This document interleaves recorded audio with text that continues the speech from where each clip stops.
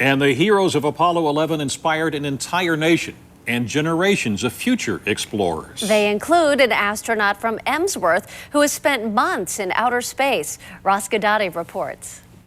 So it says the Steeler Nation lives in space too. He has never thrown a touchdown 1, 2, 3.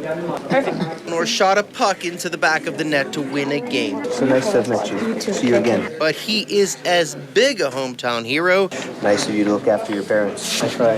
as they come. I'm Colonel Edward Michael Finck from Emsworth, Pennsylvania, astronaut. You may remember Colonel Finck, for it was he who made this famous declaration from orbit.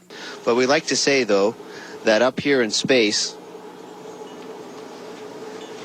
it's Steeler country. NASA really understood why I brought the terrible towel, and they were happy for me. And yes, he did happen to catch the Super Bowl. On satellite, of course. I didn't see the first part of the fourth quarter, but I saw the last 5 minutes of that game, and I don't think anybody who's ever seen that game is going to ever forget it. Black and gold love aside. Liftoff of the Soyuz rocket transporting Mike Fincke, Yuri Lonchakov, and Richard Garria to their home in space. With 2 trips on board a Russian Soyuz rocket, Colonel Michael Finck has the distinction of spending a year in space. The first moments of weightlessness, the first moments of looking out the window are just incredible. You can see all the new stadiums we have. You can see downtown beautifully. From space? From space. And it's once you know where to look, you can see everything. The Eagle has landed. On this, the 40th anniversary of the first moon landing, I met with this one-time International Space Station commander at the John Glenn Research Center outside of Cleveland. He says what happened back then was simply a new take on a very old American theme. That's one small step for man,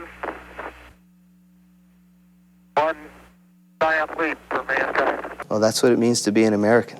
That's what it means to say we want to go somewhere that nobody else has gone. We're explorers. And so, yeah, sure, we're going to take a risk. Columbus took a risk. All the other early explorers, Lewis and Clark, and the guys that flew on Apollo. We all stand on the shoulders of giants. And it's just amazing what our country was able to do in the 60s to go from not knowing what space was to send people all the way to the moon and back. So we're ready to go back, this time to stay. I'm standing next to mock-ups of the Ares 1 launch vehicle, and this over here is the Ares 5 launch vehicle. It is these rockets that hopefully someday will take Americans back to the moon and eventually onto Mars. Would Mike Fincke love to be a crew member on one of these things someday? Of course. But if he isn't, it's okay. He'll be happy to fulfill the role that the Apollo 11 astronauts filled for him. I'm also part of the Inspire program. Oh, that's how I pay Neil and Buzz back every day. I try to be the best example I can and try to inspire the next generation of explorers. Home from space since April, Colonel Finck now concentrates on getting others ready for the International Space Station, and he is back in line for yet another shot at the stars. From Emsworth to orbit. Not bad at all. Yeah, who would have guessed?